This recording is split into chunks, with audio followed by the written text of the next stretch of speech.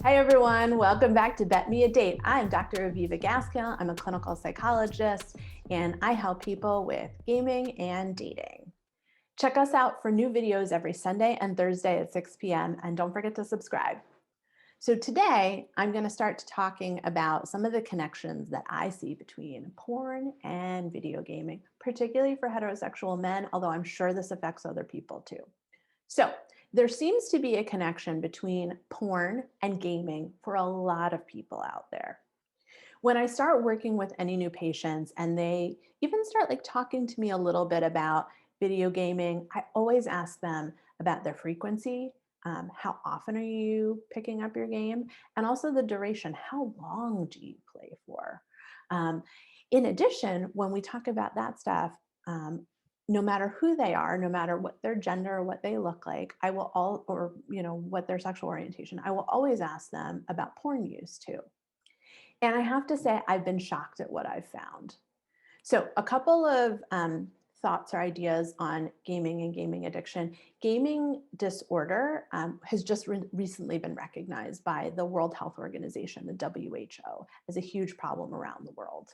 Video gaming can somewhat positively, but also very negatively impact the brain and different systems in our brain.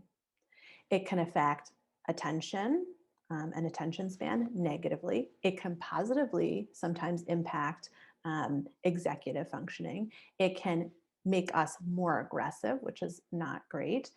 It can also positively impact eyesight. It can actually, some eyesight processes, it can actually, visual processes, it can actually positively impact. But the other thing that keeps happening when you keep playing is you get these dopamine hits to the brain. You want those more and more and more to feel good, just like with other addictive behaviors. I would say that for someone who has had a history of addiction to substances or shopping or other things, starting gaming can be a slippery slope for you. You've got to be really careful if you're someone who's already dealt with addictions with playing video games. I also think, and I've said this again and again in other videos, video games and porn can actually steal time away from us making real connections and real relationships in the outside world. If you're using porn too much, or if you're using video games too much, it's stealing your time away from your partner. Now, if you don't have a good relationship with your partner in the first place, maybe that's not such a big deal. Quite frankly, I'm not sure why you're in that relationship in the first place. Now, a lot of people have different reasons, and I know that that can get complicated. And at the same time, you have to ask yourself, why am I in this relationship? If I'm using porn all the time, if I'm using video gaming all the time, what do I need with a relationship? So another thing that porn can do is that it can distort our sense of what's realistic in a relationship. It can cause us to think that sex is what's supposed to happen all the time in a relationship, and that other kinds of interactions are not as important or are not as significant. But the reality is, if you want to have sex, you've got to have other positive interactions with your partner.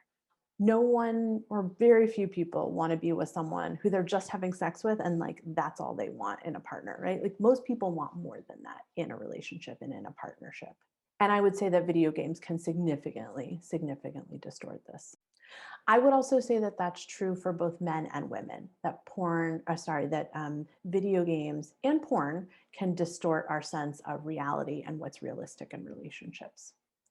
I think one thing that can be important to do is to try dating people in your own age group and outside of your comfort zone sometimes. I mean, don't date anyone that makes you feel like they're a dangerous person or anything like that. But, one thing that you can do is try and get out there, date people that are your own age, and date people that, you feel you're building a connection with. So here's the last thing I'll say. I know I'm biased towards therapy because I'm a therapist, but if you see yourself using porn too much, if you see yourself having unrealistic expectations about sex, love, relationships because of porn or video games, if you're playing video games too much, or if you notice that you're having unrealistic expectations about what relationships should be like, what sex should be like because of gaming, or what people should look like, what intimacy should look like, then you're probably gaming too much and you should probably go seek therapy. So I hope you enjoyed my video on the porn video game connection. And I'd love to hear comments from you. If you would subscribe, I'd love that. Ring the bell. Love to hear what you think. Thanks so much for watching, and check us out on betmeadate.com.